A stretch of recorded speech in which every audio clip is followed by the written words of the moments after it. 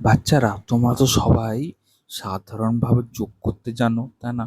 আগের ক্লাসে আমরা কি শিখেছিলাম বলো? ভগ্নাংশ জিনিসটা কি, তাই না?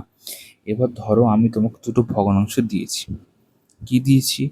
1/4 দিয়েছি আর 2/4 দিয়েছি। কি করতে হবে? আমরা তো যোগ করতে জানি। এবার আমরা ভগ্নাংশের যোগ কিভাবে করব সেটা আজকে আমরা শিখবো। হ্যাঁ, দেখো কি বলেছিলাম বলো? ভগ্নাংশের ওপরের সংখ্যাটাকে আমরা কি বলি? লব, তাই তো? আর নিচের সংখ্যাটাকে কি বলি? হর, তাই না? আচ্ছা, এবার দেখো বলছে 1/4 যোগ 2/4। তো উপরের লবগুলো কিন্তু ছোট বড় রয়েছে, হ্যাঁ, কিন্তু নিচের হরটা কিন্তু একই রয়েছে, তাই না? 4। তাহলে কি হবে বলো? আমরা তো লসাগু করতেও শিখেছি, তাই না? যদি হর যদি একই হয় তাহলে লসাগু কত হবে? 4ই হবে, তাই না? তাহলে আমরা 4 লিখলাম। এবার উপরেগুলো আমরা যোগ করবো। কি বলছি দেখো, এবার 4কে যদি 4 দিয়ে ভাগ করো তাহলে কত পাবো? 1 পাবো। আচ্ছা, সেই একটাকে যদি 1 দিয়ে গুণ করি, কারণ প্রথমে 1 রয়েছে, তাহলে কত হবে? 1। আচ্ছা, দ্বিতীয় ক্ষেত্রে দেখো 4কে আবার যদি 4 দিয়ে ভাগ করি, কত হচ্ছে? 1।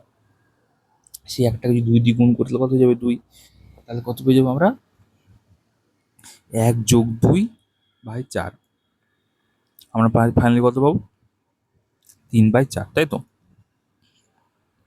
বোঝা গেছে? একটা হাত দেখি। 1/5 প্লাস 3/5 কত হচ্ছে? লসাগু হয়ে যাবে 5, তাই না? আচ্ছা, এবার যদি বসাও তাহলে ভাগ করে গুণ করে বসাও, কত হচ্ছে? 1 যোগ 3, তাই না? তাহলে তারপরে কত পাচ্ছি আমরা? 4/5, তাই না? বাহ, ভেরি গুড।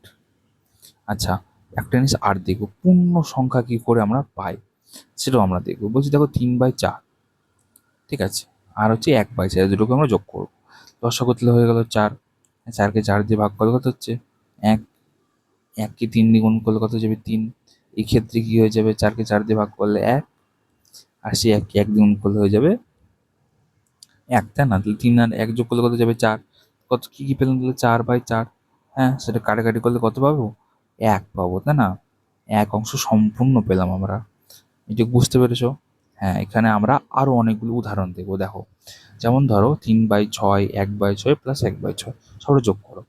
তাহলে শর্টকাটে আমরা তোমাকে একটা শেখাই। ধরো হর একই আছে, তাহলে কি করবো? হর যেটা আছে 6 আছে প্রত্যেকটাতে, তো আমরা 6 লিখে দিলাম। এবার কি করবো? উপরে যে লবে যতগুলো সংখ্যা সবটাকে আমরা সাধারণভাবে যোগ করে বসিয়ে দেবো। 3-এর সাথে 1 যোগ করলে 4, আর 1 যোগ করলে 5, তাহলে কত যাবে? 5/6 উত্তর। ব্যাস, বোঝা গেল? আচ্ছা, এবার একটা ভারী জিনিস দেখো, বলছে কি 1/9 প্লাস 2/9 প্লাস 4/9, এটা কি কি যোগ করলে কি হবে বলো? তাহলে আমরা লিখবো কি 9, ঠিক আছে? 9 হয়ে গেল লসাগু, থেকে গেল 9। আচ্ছা, উপর সবগুলোকে যোগ করে তাহলে 1 যোগ 2 3, 3 আর 4 যোগ করলে কত যাবে? 7। তাহলে কত যাবে? আনসার হয়ে যাবে 7/9। বোঝা গেল? তাহলে আমরা কি শিখলাম আজকে বলো?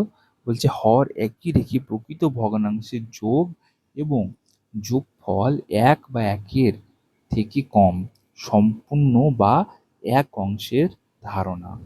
ঠিক আছে, সম্পূর্ণ এক কি করে পেলাম? ধরো 3-এর 4 আর 1-এর 4 যোগ করলে হয়ে যাবে 4-এর 4।